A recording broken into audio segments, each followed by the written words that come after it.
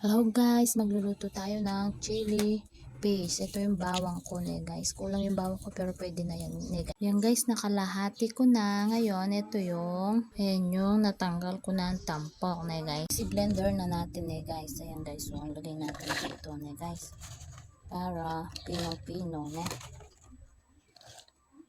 Ayan pala yung na-blender guys. So, pinong-pino, diba?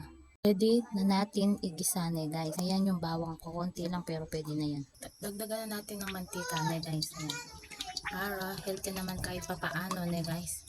Yan pala yung gamit ko mantika. Bagyo, baka naman. Guys, mahinang apoy lamang guys. Ngayon, ibubuhos na natin itong sili.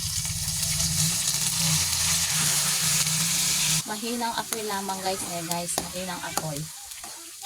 Yan guys, tapos ilalagay ko yung bawang guys. So, yan. Haluin na natin. Para-paraan lang yan guys kung paano tayo magluto ng chili paste guys.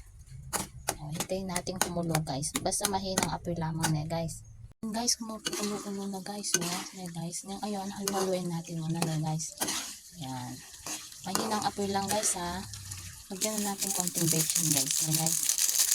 Haluin natin ulit guys. Para pagdating tayong pagkaluto. Guys, kumukulo-kulo na guys. Ngayon lalagyan natin ng asukal guys para tamis at hanghang. Kasi yung natikman ko, may tamis-tamis siya. Kaya gagayahin natin siya. Masarap siya guys. Haluin natin guys.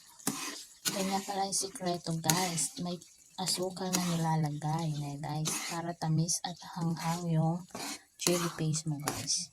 Yan guys, malapit na siyang maluto guys. So, yan guys. Sumipsik na ng mantika. Malapit na guys. Maghintay pa tayo ng ilang minuto.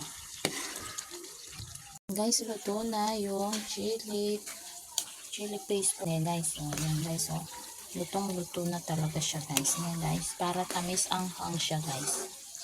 Yan, sarap niyan guys. So, lalo na kapag kumakain ka magana. Kasi ako nasanay na ako. Gusto ko yung bibig ko pag kumakain ako. Gusto ko medyo umuusok-usok. Ganun.